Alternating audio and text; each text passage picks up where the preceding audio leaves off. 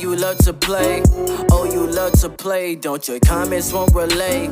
Sign this on my page for you. Oh my God, he changed. Young life, I can't see back karma. I just need some brains so I could keep myself in order.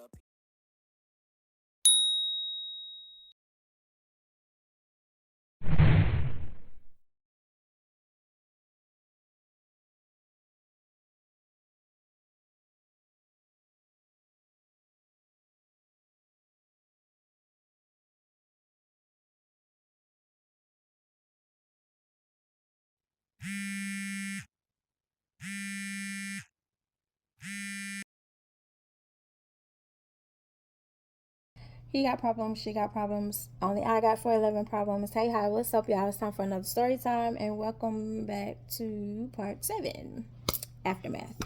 So, you hung up on me saying that you're not paying another dime until I talk to you or I put you on child support. So, I decided to go get a second job because my plan in my mind, none of this is it's about you. None of this is about you. I'm focusing on my exit plan. That's what I'm focusing on. All this other BS that you got going on in your mind is not even my business. I don't even care. I don't. Because keep in mind, anyway, I was already looking for another job or looking to, plot to move. But of course, the Social Security took away. That was something that took a shot to my budget. And then here you come. You're taking away child support under the table. That took a shot to my budget. So I need to find something to supplement my income to keep my plan into play because I've already started it. Hence, I emailed your ex-wife. So I was like, bet, let me look for something else. I'm not even paying the child support situation thing any attention. I'm not. So I'm still holding my guns. I'm not talking to you. I'm not saying nothing. I'm looking for another job. But also in this process, my money is dwindling because now the income that I had coming in is not what's happening, right? So I'm like, I got to come up with something because there's no second job. Like, I'm applying, but nobody is saying anything. Like, nobody is hitting me up. So I'm trying to figure things out still on that end as well. So with me not talking to you, like, Ty is still going to the daycare, right? Excuse me. So this particular morning, I pull up and I drop Tyler off. So when I pull up and I drop Tyler off, of course, seems like clockwork. Every morning you come outside, like you're outside of the daycare center, and it's like clockwork. Time I pull up, you're walking out the door, and I was like, this is crazy, but I'm not even paying you no attention. So you, of course, pull on the door to get Ty out of the back seat. Not tripping, because I see you do that to other people as well. Like, you interact with the kids. Not tripping. So once you take Tyler out the seat, I walk on because, walking on to go check him in, go sign him into his class. But I'm still not talking to you. So when I walked past you, you said good morning, kept walking. Then you said even a dog deserves a good morning. Kept walking. Because at this point, you're lower than a dog to me. You're lower than a dog to me. Why in the entire heck would you take food out of your kid's mouth because I'm not talking to you or because you can't have your way? So this is not even about you really liking me or you still having access to sleep with me. This is control. This is about control. Why? I don't know.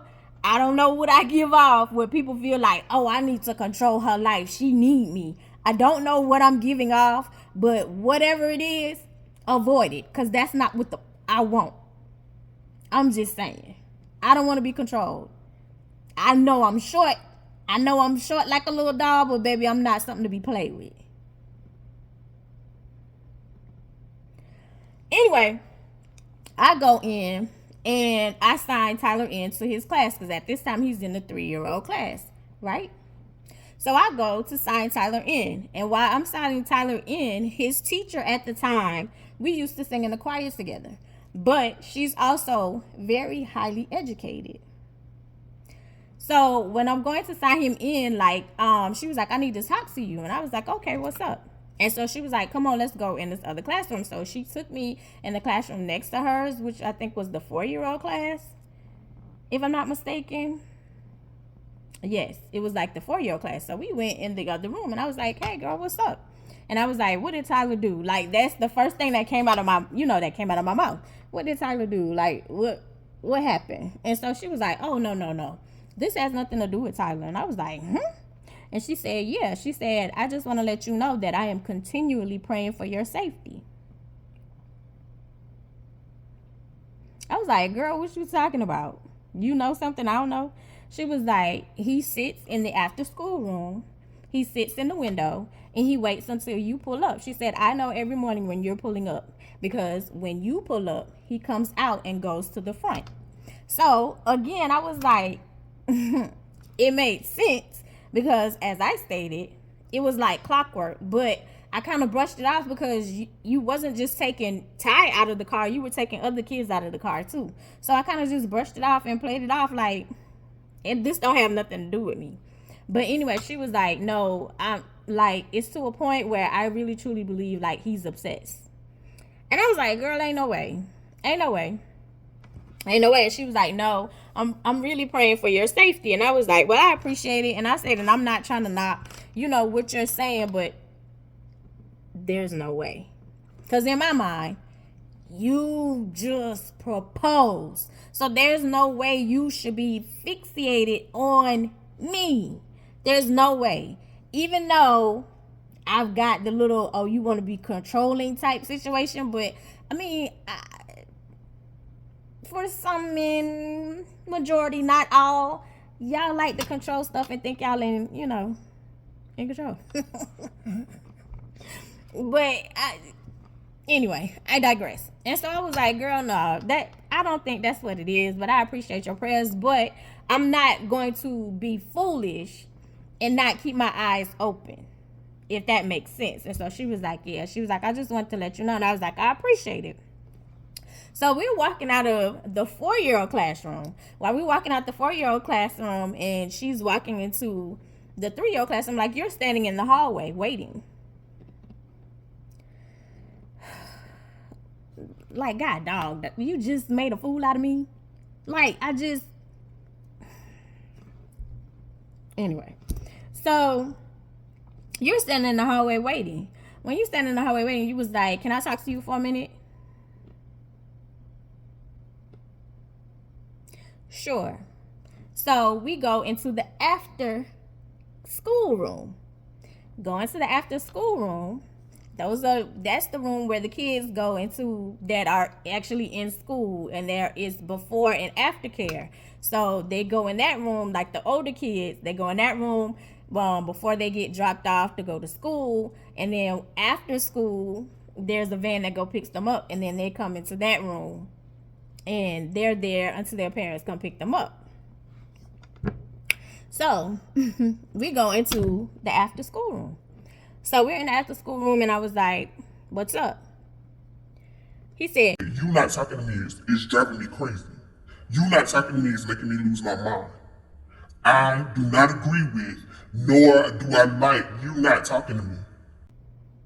The only thing that we have to talk about is Tyler. If it's not about Tyler, there's nothing for us to talk about. Y'all, I don't know what flipped in this dude's head, but all of a sudden that dude picked me up and slammed me up against the wall. So I'm up against the wall, and he has me pinned up against the wall. His hands are here on my arms, and I'm pinned up against the wall. My feet are off the ground. And he said, this is driving me crazy. I said, bro, if you don't put me down. And he looked at me and I'm looked at him. He's like, Angel, please, like, this is driving me crazy. And I was like, put me down.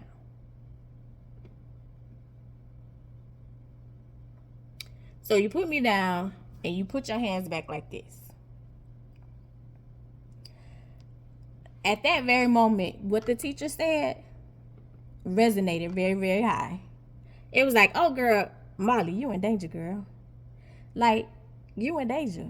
Molly, you in danger, girl. And I'm not even understanding why. I'm not paying you no attention. I'm not bothering you. At this point, you're not even paying your sup. You're not even paying child support. I'm not even bothering you about that. I haven't even hit you up about that. Like, at this point, I don't even understand what this foolishness is. So you back away, and I said, don't you ever in your life put your hands on me again. And again, let me reiterate. If there's anything that we need to talk about, it needs to be concerning Tyler. Tyler only. Get me? He didn't say anything. He just looked at me and I walked out. Me walking out, the 3-year-old teacher looked at me like with the look like, I told you so. And I nodded my head and walked to my car, went to work. By the time I got to work, the phone is ringing off the hook. I already know it's you. I'm not answering. I ain't got time. I ain't got time. I ain't got time. Phone is ringing off the hook like crazy. So my boss is like, everything good? Yep. He said, okay, you sure? And I was like, yeah, everything's good. And so at this time, my boss is not happy. My managing boss, he's not happy with the way things are going in the office. So he's looking to leave, right? And so I was like, and so he was like, I want you to come with me when I go to, this other radio station. And I was like, oh, okay, cool, because he was the one who got me the job at this radio station. So I was like, oh, okay, cool, wherever you go, I'll go. Like, you put me on here, so I want to be put on wherever you at. Like, he a cool boss. Like, we still cool. So I was like, yeah, that's cool. And he was like, so where I'm trying to go, the other radio station was closer in town. So in my mind, and I'm thinking, I was like, well, that'll even be perfect because that'll help me out on gas.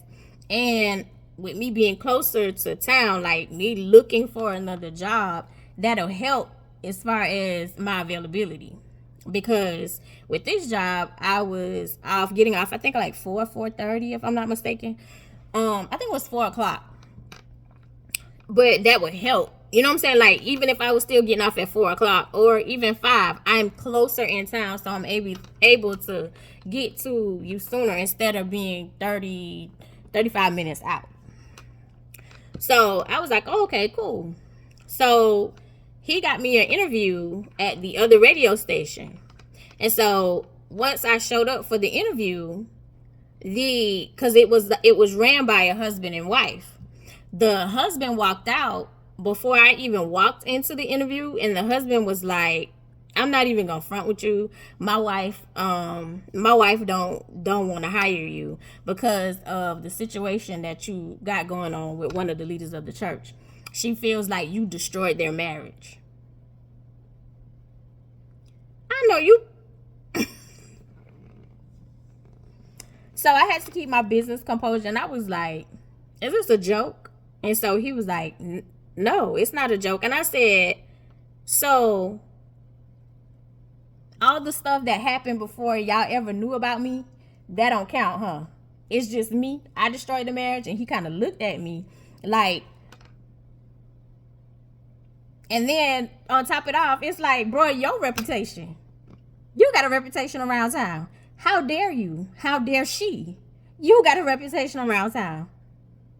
What was that the issue? Did you think like, oh, because one of the leader got a baby with me, you thought I wanted your man? No. I'm on my way out of here. Nobody don't know that, but I'm on my way out of here. I still need to work. Okay, I forgot a part. I went to this interview. What is that? I went to this interview during work hours, right? So after I left the interview, I am pissed because I assume that my boss told these people my business. Because unbeknownst to me, I have no idea how much this stuff has spread around town, right? So I didn't go back to work. I went home because I'm pissed off. I'm mad because we supposed to be cool. We supposed to be friends. I feel like you betrayed my trust. So I go home and you're calling, and I'm not answering the phone. I am not answering the phone. So you left a message and you said, Angel, I am still your boss. It's not funny, but it's funny now. Angel, I am still your boss. You need to call me and let me know what's going on. So after I calmed down, I called him and told him, and I was like, this is what was said. They don't even want me to work there. Like, I was upset. I was mad. But he was like, I would never do that to you. I would never betray your trust. I didn't say anything to them like that. Like, all I did was tell them, like, your work ethic and how you do as far as working. I would never do that to you. I apologize. Went to work the next day, but yeah, I forgot that part. Hey, B. You in the story. And I was like, but it's all good. And I was like, everything happens for a reason. I appreciate your time. I'm out of here. So when I went home, my managing boss called me and he was like, dang, like, I really wanted you to come with me. I tried, I really tried to put in a good word. And I was like, it's all good. No, I'm not tripping. I said, everything happens for a reason. So went back to, I'm still at my job and my managing boss left. So it's really nobody did they hire somebody else? They didn't. In all actuality, they didn't hire a managing, but they didn't hire a replacement for him. They didn't. Like, it was literally just me. Like, I opened the office and I still did my job. I wasn't the manager, but they hired, she was like my big boss became the manager, so to speak, but he wasn't there. Most of the time when he got there, I was leaving or I was already gone. But like, that's just me. I do my work and you don't have to hover. You don't have to breathe down my neck. What you assign to me, I do. And when I do it well, and then I go home. So you don't have to micromanage me. So anyway, they didn't replace anybody. He decided like he was going to be the big boss and the managing boss, whatever works, child. So anyway, I'm still there. So this one particular day, Bootlicker was working in the area, right? And so I'm still getting phone calls. So I'm still denying you, but you're talking in a cordial manner, right? So this one particular day, Bootlicker was working in the area, and so Bootlicker came and he brought me lunch. So he brought me lunch, and we're sitting at he's sitting on the other side of my desk, and I'm sitting at my desk, and we're eating. And so you just happened to call. So when I answered the phone, I was like, what's up? And so he was like, what are you doing? Like, it's still bothering me. I still, I still, because he was constantly apologizing for you not really pushing, throwing, slamming. I would say slamming, since I was off the floor, up against the wall, slamming me up against the wall. So you was still apologizing for that. And I was like, so let's just be real here. Even after that, why would I trust you? Like, why would I even allow you in my space? What sense did that make? That doesn't make sense for me to allow you in my space. After that, I'm trying to be cordial for my kid. So lo and behold, Bootlicker saw like it's the call ID, but I think Bootlicker heard your voice. And so he was like, and so I was like, like pointing towards like the area of the church, but literally we are 20, 25, 30 minutes away from the church, honestly. And so Bootlicker is at the time, is extremely heavyset. In all actuality, obese. Right? So Bootlicker, like I said, he's on the other side of the desk. I'm behind the desk, but he's on the other side. Like, let's just say he's over there, right? But you're gonna see me reenact him. So he's like tiptoeing to see if he's outside. So imagine an extremely obese man. Imagine an extremely obese man tiptoeing.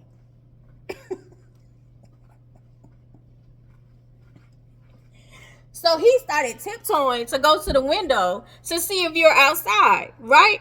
So I started laughing. Now, mind you, when I'm laughing, he was still talking on the phone. But to see you just had to see it. To see Bootlicker tiptoeing to the window was funny and unexpected to me. So you're still on the phone. You're still on the phone, and I bust out laughing. Y'all, when I bust out laughing, it was like a switch went off. Once you heard me laughing, that man's voice went from cool, mild, just a monotone, low type situation to, Are you laughing at me? Are you fucking laughing at me? Are you laughing at me? Okay, that's how you want to play, Angel? That's how you want to play? You fucking laughing at me? That's what you're doing? Fine. You were yelling so loud. Bootlicker was like, what the? I hung up the phone. So Bootlicker was like, what just happened? And I was like, me laughing at you? He thought I was laughing at him. He was like, ooh, I've never heard him talk like that. And I was like, sure. I'm sure a lot of people haven't heard that side. Hell, I haven't either. But here we are. So we finished lunch. I didn't even dig into it because, again, I'm trying to stay focused on the plan for me to exit. Nobody knows this exit plan. So Bootlicker, and me are talking again, finishing up lunch while we're eating lunch and whatever. And so he was like, how are things going? How are things going? How are things going, like, as far as, like, the Social Security? Because, of course, when you tell one person and you tell another, and then it's like, of course, every friend got another friend, unfortunately. So I was like, well, it's kind of getting to the point where it's, kind of jacked up. And I'm to the point where it's like I'm picking bills because I was like, my Social Security is gone. And I said, and then he stopped paying child support. So he was like, he stopped paying child support? And I was like, yeah, he stopped paying child support. So, I was like, that's another form of income that's not, that's not coming to me. And I was like, so it's starting to get a little sketchy. It's starting to get a little hectic. And so he was like, so won't y'all just move in with us? And I was like, how you gonna offer and you hadn't even talked to your wife? And he was like, that's our godchild. And I was like, I don't care. Like, you don't just make decisions without talking to your wife before you be like, okay, yeah, just move in with us.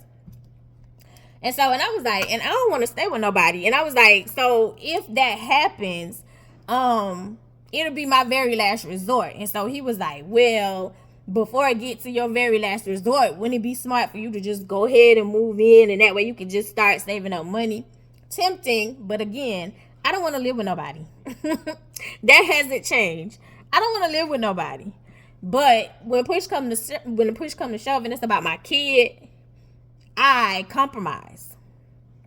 Anyway, and I was like, well, talk to your wife and let me know what she says, or we all can have a conversation. Well, lo and behold, the next time I saw him, it was it at church? No. I think he caught me because I wasn't even at church no more. I wasn't going there anymore. I think he called me or she called me. Don't remember, but either or, she agreed. She was like, of course, you and my godchild can come here. Of course, I'm going to make sure like y'all okay. Just let me know the time and the time that you want to move in or whatever, right? And so I was like, oh, okay, cool. So I would say maybe like a month went by and it was getting to the point where it was like, okay, Angel, nobody is calling you for a second job. your money has literally dwindled down to nothing, it's time to move in. So I had to put my stuff in storage and move in with Ty's godparents. So we got the spare bedroom. Me and Ty was sharing. Ty at the time again was 3. So we moved in with them, and then I transferred my phone to the room. So lo and behold, their room, unbeknownst to me, their room, that specific spare room has been like a haven or a home to college students, different people who have lived with them. Like, they were always like, he was like, we always, helping and offering people. He was like, that's what we supposed to do. We Christians. He was like, and we're Ty's godparents, so we're supposed to help. And I was like, oh, okay, cool. That's what's up. Not tripping, right? All right, so a couple of weeks went by. I would say like 2 weeks. 2 weeks of me moving in, Walmart called. Oh, can you come in for an interview? We'd love to interview you and to hire you for a cashier for the nighttime position. Because I noticed you applied for the nighttime position. Yeah, because I'm looking for 2 jobs. And it kind of ticked me off. It kind of ticked me off because I'm like, bro, why can't y'all just call me while I'm in my own joint? Like, I don't understand that. Like, why not just call me when I'm already in my own joint? Just call me. So it was like, all right. I was like, yeah, so I'll come in. So this specific Walmart, like, this is the original old Walmart where it's like nothing super, it's like good canned goods, few odds and ends, bedding, like, when I say nothing super, this is the original Walmart that I'm working at. But mind you, this Walmart still stayed busy, and it was on the opposite side of town. So, I went in for the interview, got the interview, and got the job anyway. And so they was like, how soon can you start? And I was like, well, how soon do you want me to start? And they was like, can you start tomorrow? And I was like, whoa. And it's not like I didn't need the money. It was just I needed to make some adjustments, especially when it came down to time. So, and I needed to talk to them, to find out, like, their schedule, because they were going to be watching him and making sure, like, it was okay. Just because we're in your house and you're there, like, you live there, that don't mean you want to babysit Ty. Like, it's different when I'm there. You know what I'm saying? Like, anyway, that's just how I think. So I was like, let's push it back some Monday. And they was like, okay, Monday night, that's fine. She was like, get that weekend in. And I was like, right, because anybody knows if you work for Walmart, very rare do you get a weekend off. Very rare. Very rare. So I wanted to get stuff into place. So once I got the job, I went home and I let them know, like, hey, I got the job. It'll be a nighttime shift. Are y'all cool with watching Tyler while I work at night? And so Ty's godmother was like, you gonna work 2 jobs? And I was like, yeah. And so she was like, oh, you real serious? And I said, dead serious. I am. Like, I'm serious. Now, they have no clue about my exit plan. They just think that I'm working and stacking money so I can get back into my own place. I'm cool with you thinking that. Because truth be told, I am working and stacking money to get my own place, just not here in this town. So she was like, so what's the hours? And I was like, it's 5:45? It was like 5:45 to 11 or 6 to 11. And then the weekends I would work 2 to 11. I know, but I'm focused. And I'm a Capricorn. And those who know one trait about Capricorn, baby, we gonna work, and it's about that money, and I gotta get what I need to get, move out of the way, or get ran over. Anyway. So she was like, girl, when you gonna have time to sleep? And I was like, they gonna give you 2 days off. Out of somewhere in there, they gonna give you 2 days off. Depending on your IPH. I ain't gonna lie.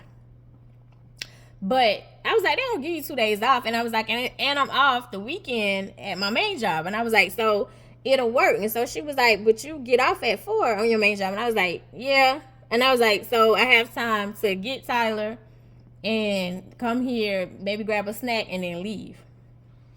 Which is what it was. I would get off work at 4, go pick Tyler up from daycare, drop him off at the house, change my clothes, because the radio job, like, I had to be business casual. Walmart, jeans or whatever. So I would drop him off, change clothes, literally had enough time to maybe grab a sandwich, maybe back out the door, go to work. Excuse me. So I had been doing that for a while. So before I left the church, me and Gifted used to teach a dance team. Gifted was the main teacher and I was her assistant, and we would teach the dance team. My dance team was actually pretty good. So a lot of we had like 13, 14 girls.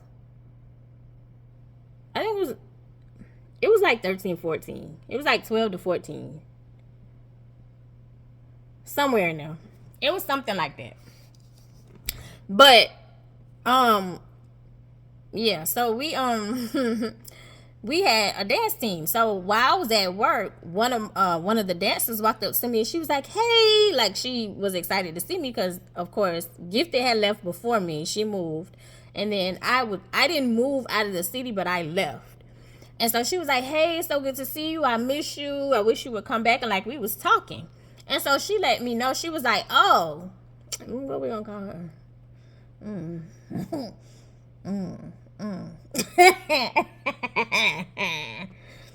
Oh, baby. Oh."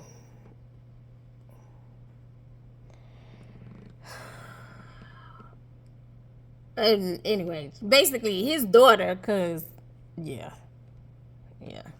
his daughter was looking. She was like, "His daughter looking for you."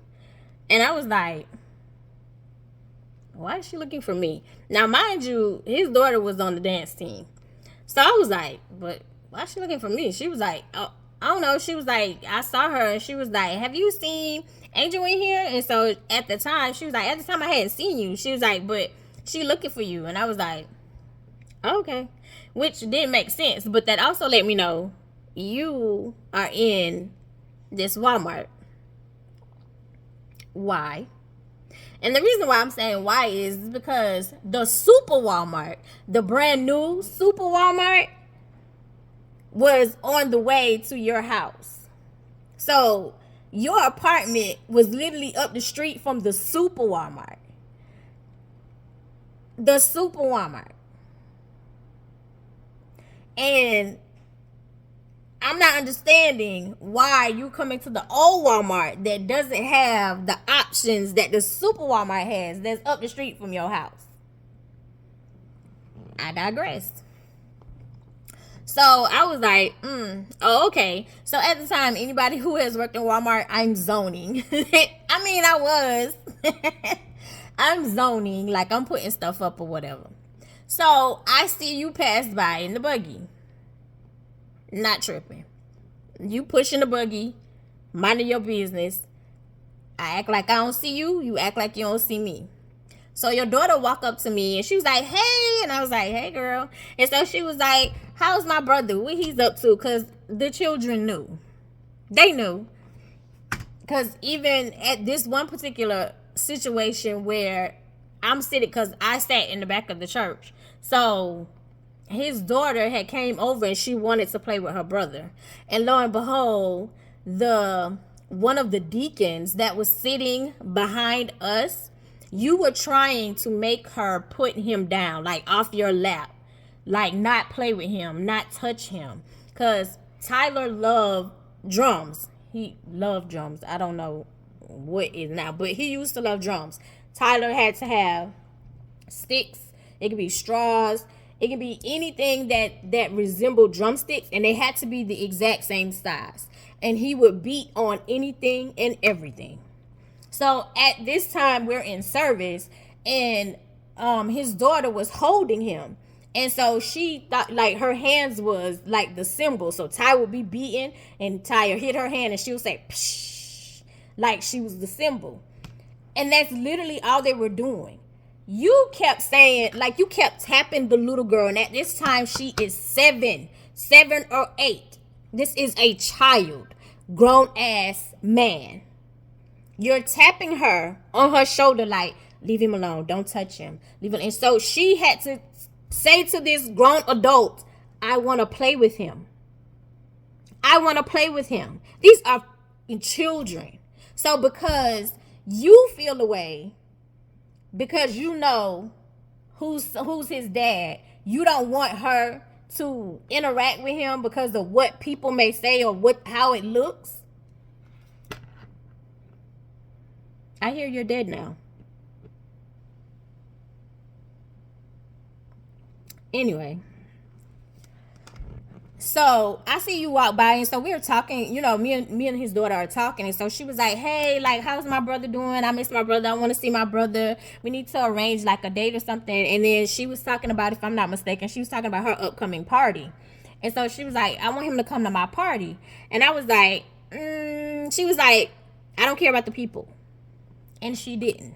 Now, that's one thing I will say. She was very bold and would say whatever was on her mind. Whether she was right or wrong, she would say it. I would give her that.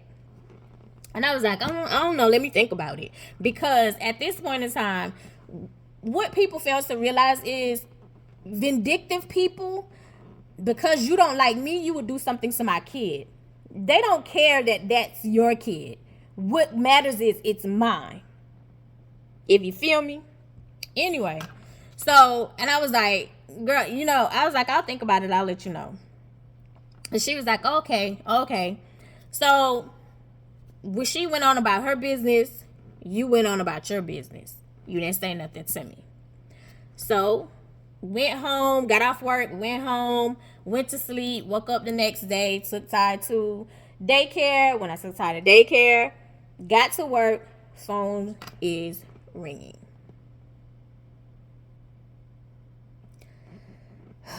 I'm looking at the call ID and it's like, we don't have nothing to talk about. We don't have nothing to talk about. Not unless you want to talk about the party, which I really doubt, because you wasn't even in the vicinity to hear what we were talking about. Like, you were walking back and forth with an empty ass buggy, but you couldn't hear what we were talking about. So there's no way you're calling me to confirm or ask, hey, is it okay if I take her, or if if I take him to the party?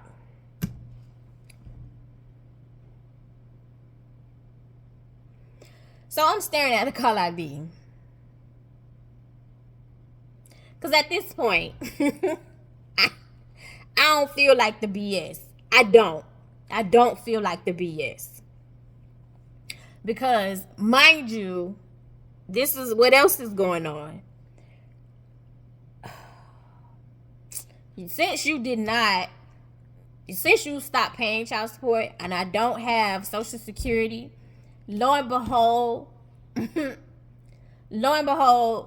my taxes was taken by student loans. So me looking forward, that money was taken. So now, again, my budget was hit. This was before I got the second job. My budget was hit. Remember, like I don't know if I told y'all or not. I don't know which story time it was in. But most of the time, every car that I had up until my Altima, after my Altima, all my cars were in my mom's name. My mom got a better interest rate than me, so I would put them in her name. They wouldn't even put my name on it, to be totally honest. She got a better interest rate. Her credit was impeccable, which is why it was like, you need to get on. My credit didn't get bad until I got in college and started acting stupid with credit cards. But anyway, don't do that. Get one good credit card. One. This is not that conversation. Anyway, so my student loans got taken because I wasn't paying my student loans and they were in default. So I didn't know anything about like a deferment or anything about that. I just kept ignoring the people. So I couldn't afford to like pay my mom her to pay the car payment. And I didn't say anything to her. So she ended up calling my job, and so she was like, what's going on? Because you haven't sent me the money for car payments. That is not like you. What is going on? Car payment and insurance. Let me be exact. That's literally where I get my tone from. My mom was a Capricorn too, so yeah. Anyway, so I was like, he stopped paying child support, so I'm trying to figure out my budget. Just give me till next check and I'll get it back together. And so she was like, Angel, all you have to do is tell me, communicate with me so I'll know or so I can cover. Sorry. I just realized how much I sound like my mama when I'm talking to Ty. Yo, that's crazy. Anyway, well, just communicate with me so I can cover. And I was like, I understand, I apologize. And I was like, I'm just trying to handle everything on my own. And so she was like, I understand that and I appreciate that. She was like, but if you don't communicate with me, I can't help. And she was like, I don't mind helping. She was like, because you pay your bills. Got it. Understood. Got it. Won't happen again. And so then she said, okay, so why he not paying child support? I said, according to him, he's not paying child support because I won't talk to him anymore. I was like, I only want to talk about Tyler, and he doesn't like that. She said, not surprised. So, of course, my mama don't like you because of the situation between me and Andrea. She ain't feeling you at all. She despises you, to be honest. But, she was like, not surprised. She was like, so, what's going on with that? And I was like, well, I got a second job, and I was like, I'm just waiting for, like, things to kind of kick in. She was like, you got 2 jobs, Angel? And I was like, yeah. And I was like, I've never waited or depended on anybody to do anything. And she was like, that's true. She was like, but Angel, don't kill yourself. And I was like, I'm not gonna kill myself. And I said, and I know you're not talking, miss, 3 jobs. And she started laughing and she was like, you right. You right. She was like, okay. She was like, just keep me posted, let me know. She was like, communicate with me. And I was like, yes, ma'am. So when I hung up the phone with her, and like I didn't answer the phone for you, like I just stared at the caller ID. Again, my job had caller ID, so I can tell when it's you calling. So this specific time, you went private, and now I can't ignore it because we have some businesses that call from a private number. Excuse me. So I can't ignore it because this might be business. So I pick up the phone and I say the greeting of my job. So you say, oh, so you just going to ignore me? You weren't going to pick up the phone? I'm at work. I'm busy. What is it? Why you haven't filed child support yet? What's the holdup? What's the holdup? Oh, and I know you moved in with Bootlicker and his wife. I know you moved in with them. So you broke? You ain't got no money? You can't afford the $25 to start the child support? You can't afford the $25 application fee to start the child support? And I said, well, actually, it's not about me affording the $25 child support application fee. I said, it's about not paying this bullshit any attention. I just went and got a second job so I can make sure my son is taken care of. It's literally that simple. So you got quiet. And then you said, that doesn't make sense. That's stupid. How are you going to be a mother? How you going to be a father? Father, dad, sir, how are you, the main person, not paying nothing, gonna tell me how to be a mother? Are you crazy? Are you serious right now? You were serious. I said, this is absolutely hilarious. I said, I'm not bothering you again. I'm minding my business. You not paying child support. I went and got a second job to make sure me and my kid are taken care of. And here you are yet on my phone calling my job, my place of employment, to ask me why I haven't filed child support yet. Oh, I know what it is. He ain't mine. I knew it. You can hear it. I knew the rumors was true. I knew you was sleeping around. I knew you was easy. I knew it. Bro, what the? I knew it. I knew he wasn't my son. I knew it. I knew it when he came home and I looked at him. He was too light. He was too light. Now, mind you, just because you are dark as charcoal, don't mean that my kid gonna be dark as charcoal. Because you made the little statement looking at him in the bassinet, he needs to get a little darker before I believe he's mine. You did make that dumbass statement. You did. Now, mind you, I'm a little lighter than you. My grandmother is Indian, Irish, and white. My great-grandmother.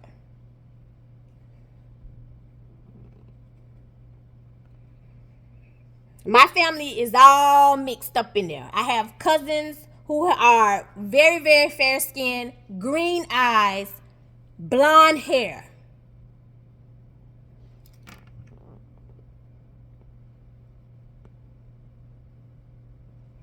I said, so let me get this straight. That's what this is. It's not even about the $25. It's about the simple fact that he ain't mine. He ain't mine. I said, you know what? Don't worry about it. I'm going to file the paperwork. I love you the most because you're definitely the dopest in real life. And I'll see you in the next one.